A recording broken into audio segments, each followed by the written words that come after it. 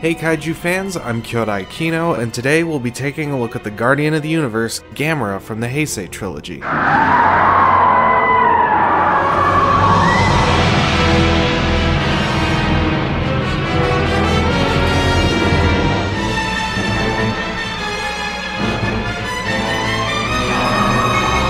In 1995, to commemorate the 30th anniversary of the original Gamera film, Daiei chose to reboot the character in a brand new film, with director Shusuke Kaneko at the helm and the studio's former rival Toho providing theatrical distribution.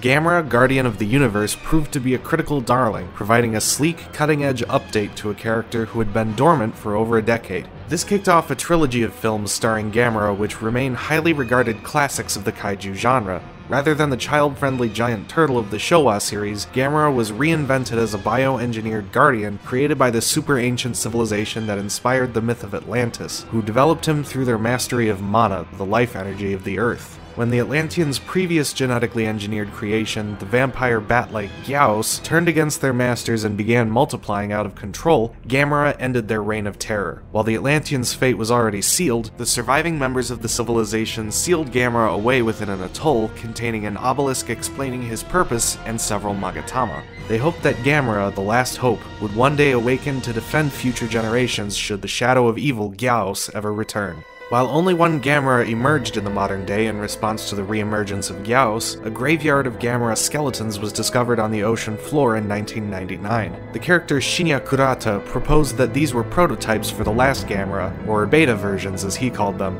The Last Hope, Matt Frank's now official graphic novel prequel to the trilogy, details the creation of Gamera and the downfall of the Atlantean civilization in greater depth, but we'll touch on that later. There is a lot of design process and behind-the-scenes details for this Gamera. As such, it's getting its own dedicated video soon after this one. Make sure to check it out. Same deal here. The blow-by-blow of Gamera's story demands its own separate video. Now on to abilities.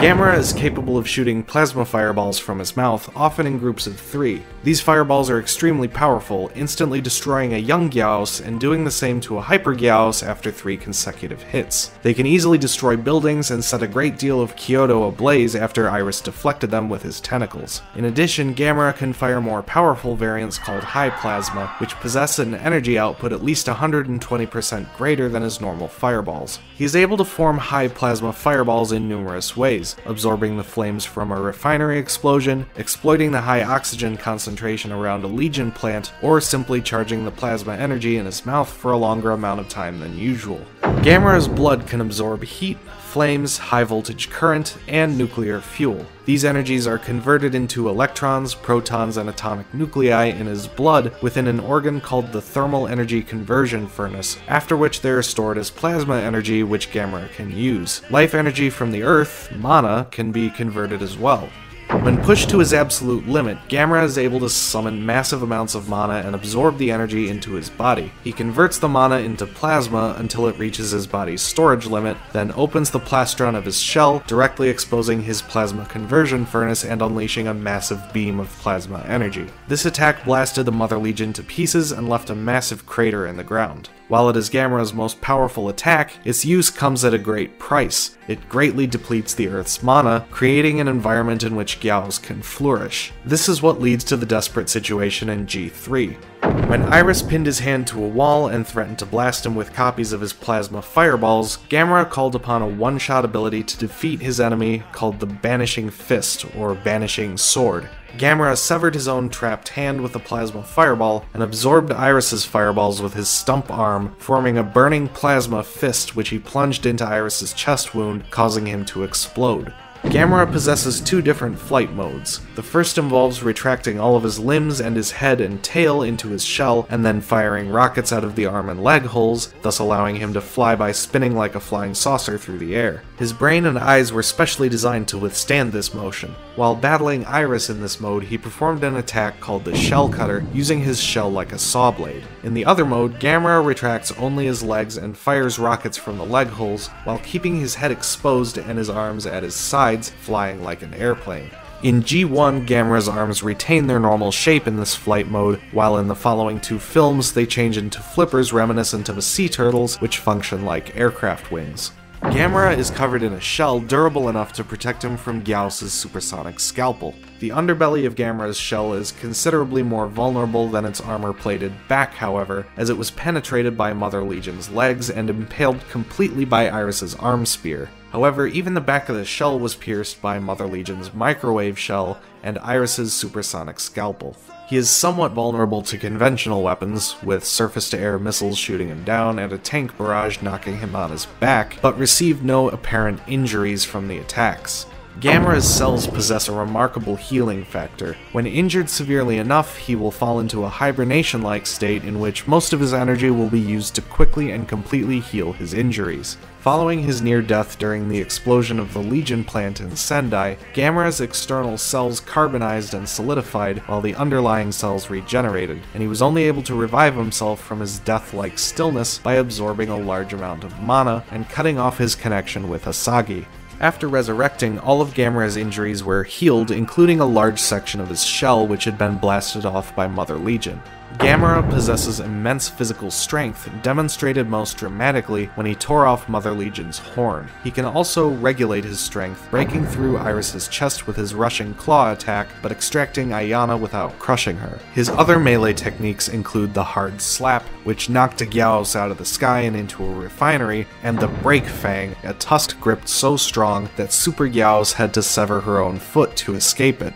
Prior to his battle with her, Gamera's elbow claws were hidden under his skin, but he unsheathed one and used it to slice into her leg. After this point, the claws were permanently exposed on both of his elbows. Gamera also has calf claws on his legs, though he didn't use them during his battles. Gamera is an extremely adept swimmer, able to achieve speeds up to 180 knots, and can breathe underwater for extended periods of time in a hibernation-like state. He can also take flight directly from underwater, launching himself into the sky from beneath the waves.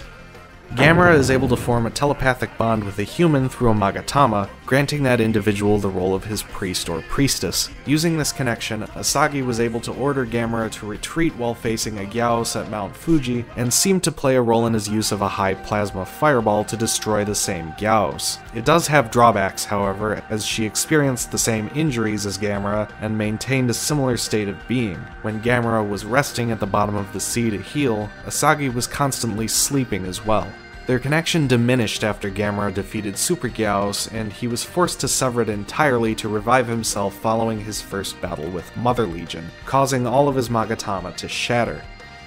Like Gyaos, Gamera can alter his own chromosomes to make his body more suited to combat, a handy in-universe explanation for the different designs in each of his films. While Gyaos' supersonic scalpel was able to pierce his skin in G1, by G3 his skin could deflect the same ray from Hyper Gyaos.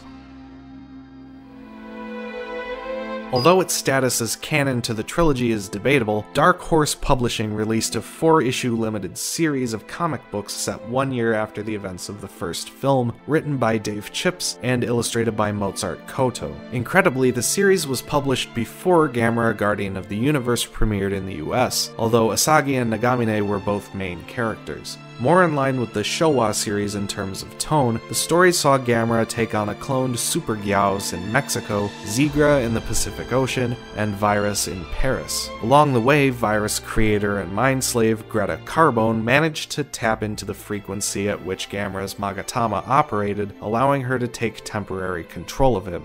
In 2003, Kadokawa published a manga adaptation of the film Gamera vs. Barugan set between the events of Gamera 2 and 3, although its canonicity is ambiguous.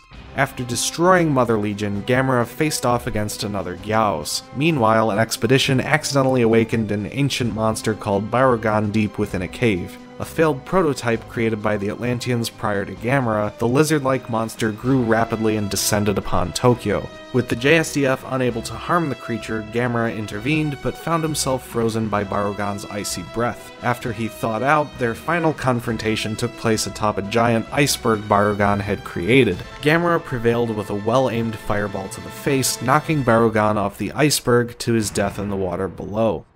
In 2017, Matt Frank self-published a prequel doujinshi to the Gamera Trilogy titled The Last Hope, which he sold exclusively at G-Fest 24. It didn't remain a doujinshi for long though, as Phase 6 published it in Japan in 2018 with Kadokawa's approval alongside Dark Horse's Gamera comics. The Last Hope chronicles the origins of Gamera and Gyaos, as well as the fall of the civilization that created them. When Atlantis was attacked by giant serpents called Garasharp, the Atlanteans developed Gyaos to stop them, but with their food source depleted, the Gyaos quickly developed an appetite for humanity. Atlantis created several guardians called Gamera with the use of mana. Unlike Gyaos, these guardians possessed a link to humanity through special magatama that mentally bonded them to a human priest or priestess. All but one perished driving off the Gyaos, leaving Atlantis vulnerable when they returned, accompanied by a gigantic Garasharp.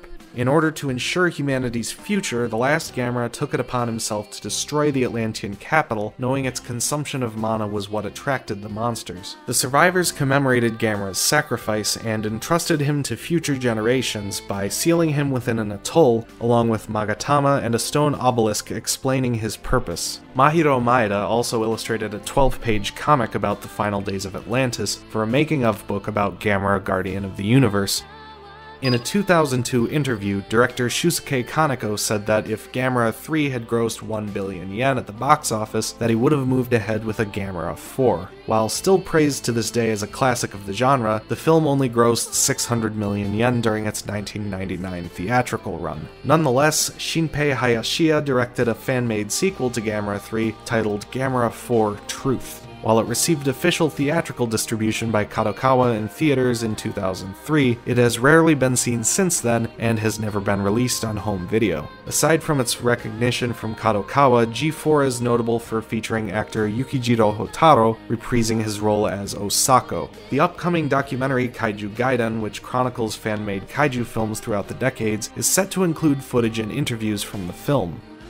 The Gamera Trilogy was the inspiration for a handful of tie-in video games, including Gamera Guardian of the Universe for the Nintendo Game Boy, Gamera Gyaos Destruction Strategy for the Super Famicom, and most notably Gamera 2000 for the Sony PlayStation, an arcade-style space shooter in which the player takes on the role of a member of the Science Defense Academy who gives orders to Gamera. They fight against an invading alien civilization known as the Biomechas, who have at their disposal an army of genetically engineered mutant Neo-Gyaos. The Heisei incarnation of Gamera has made appearances in other video games, including the pachinko games CR Gamera and Gamera Battle for iOS. Most recently, Gamera was featured in the survival horror game City Shrouded in Shadow, combating the symbiotic legion and trying to destroy their plant. While he is friendly to the human characters, the player can accidentally get crushed during his battle with the legion. Godzilla's in the game too, along with many other icons of Japanese sci-fi, but of course their paths never cross.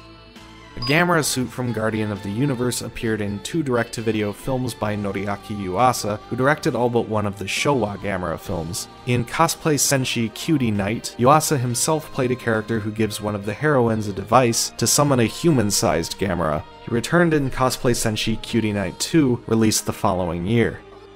The Heisei Gamera did meet Godzilla on one occasion, directed by Shusuke Kaneko no less, in the form of 2 Bandai figures wielded by kids on a playground. Naturally, the Godzilla depicted is from GMK, which he also directed. This moment from episode 11 of Ultraman Max was only meant to appear in the broadcast version per Tsuburaya Productions' agreement with Toho and Kadokawa. The English dub of the show available on Toku also includes it. Kadokawa pitched a proper crossover between the 2 franchises in the early 2000s, but Toho declined, likely due to the prospect of having to share profits with Kadokawa while providing the more marketable monster star. Kadokawa did finally produce Gamera the Brave for the series' 40th anniversary in 2006, though it wasn't connected to the Heisei Trilogy. That's it for our Heisei Gamera profile. Took us long enough, huh? If you haven't watched the history and design videos, feel free to do that now. In any case, thank you for watching all the way to the end. See you later, Kaiju fans.